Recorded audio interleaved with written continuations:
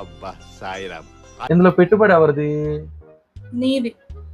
మరి అందులో నష్టం వస్తే భరించాల్సింది ఎవరు? నువ్వే. సరే, అందులో సగం సగం చేసుకుందాం. బస్ టికెట్లు సూపర్ లగ్జరీ కావాలి, టీవీ ఉన్న బస్ కావాలన్నావు కదా, బస్ టికెట్ ఎంత?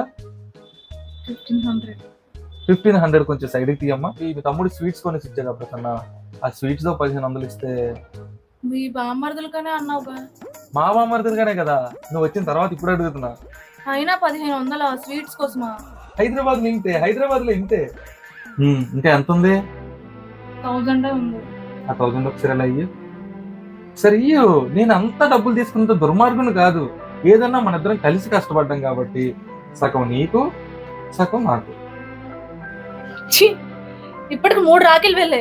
ఏ రోజు తినక పంచవరా నువ్వు? ఇది కూడా వద్దా? కావాలి కావాలి. సాయిరామ్ సాయిరామ్ సాయిరామ్.